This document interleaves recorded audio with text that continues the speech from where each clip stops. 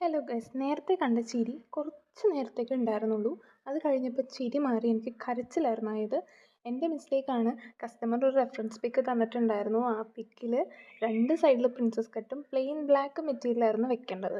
പക്ഷെ ഞാൻ അത് ശ്രദ്ധിക്കാതെ മൊത്തം വർക്ക് മെറ്റീരിയൽ തന്നെ വെച്ച് എല്ലാം കംപ്ലീറ്റ് ചെയ്ത് ഭയങ്കര സന്തോഷത്തിൽ പോയി വീഡിയോ ഒക്കെ എടുത്തു കഴിഞ്ഞ് കസ്റ്റമർക്ക് ഫോട്ടോ അയച്ചു കൊടുത്തപ്പോഴാണ് നഗ്ന സത്യം ഞാൻ മനസ്സിലാക്കുന്നത്.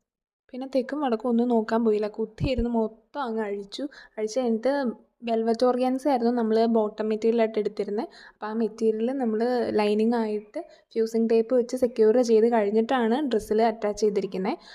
അറ്റാച്ച് ചെയ്ത് കഴിഞ്ഞപ്പം ഞാൻ സത്യം പറഞ്ഞാൽ സമാധാനമായിട്ടിരിക്കുകയായിരുന്നു. കാരണം കസ്റ്റമർ പറഞ്ഞതുപോലെ തന്നെ നമുക്ക് ഡ്രസ്സ് ചെയ്യാൻ പറ്റിയല്ലോ എന്ന്. അത് കഴിഞ്ഞ് ഞാൻ കസ്റ്റമർക്ക് ഫോട്ടോ അയച്ചു കൊടുത്തപ്പോൾ പിന്നെ എനിക്ക് പണി കിട്ടി. കാരണം റെഫറൻസ് തന്ന പിക്കിൻ്റെ അകത്ത് നടുക്കത്തെ പീസിന് കുറച്ചും കൂടെ വിത്ത് കൂടുതലായിരുന്നു. അപ്പോൾ നമ്മുടെ ഇതിൽ വിത്ത് കുറഞ്ഞു പോയി. പിന്നെ ഇത് ഒന്നേന്ന് അഴിച്ച് അത് മൊത്തം ചെയ്യാമെന്ന് പറഞ്ഞാൽ നമുക്ക് ഭയങ്കര ബുദ്ധിമുട്ടാണ്. ഞാൻ കസ്റ്റമർക്ക് ഫോട്ടോ അയച്ചു കൊടുത്തപ്പോൾ കസ്റ്റമർ കുഴപ്പമില്ല എന്ന് പറഞ്ഞു. ആ ഒരു സമാധാനത്തിലാണ് ഞാൻ ഡ്രസ്സ് അയച്ചു കൊടുത്തത്. പിന്നെ അഴിച്ചെടുത്ത രണ്ട് പീസും കൂടെ ഞാൻ ഹെയർ ബോയിൽ തന്നെ അറ്റാച്ച് ചെയ്യാണ് ചെയ്തത്. സോ കുറേ അഴിച്ചുപണികൾക്ക് ശേഷം ഇതാണ് നമ്മുടെ ഡ്രസ്സിൻ്റെ ഫൈനൽ ലുക്ക്. ഇങ്ങനെയാണ് നമ്മൾ അവസാനം ഡ്രസ്സ് ചെയ്തത്. Makai no sora de pika pika Chibiyaku made mo kokoro wa pura Warate hashite doki doki run Chotto henna power